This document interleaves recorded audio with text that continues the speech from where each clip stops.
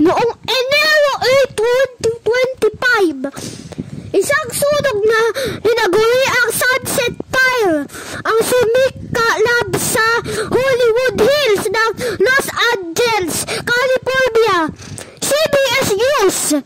Ang sunog na ito ay mabilis na kumalat at umabot sa mahigit 40 ektarya ng kagubatan na nagdulot ng mandatoryong pagligtas ng mga residente sa pagitan ng Union Canyon at Waters Park. CBS News.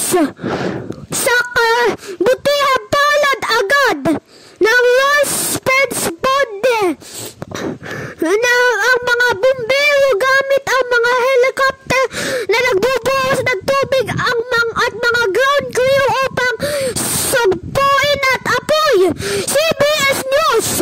Sa pagsapit ng Enero 9, idineklara ang mga opisyal na kontrolado na ang sunog at inalis ang mga utos ng paglikas. BBC. Gayunpan, pinakalman lahat ang mga residente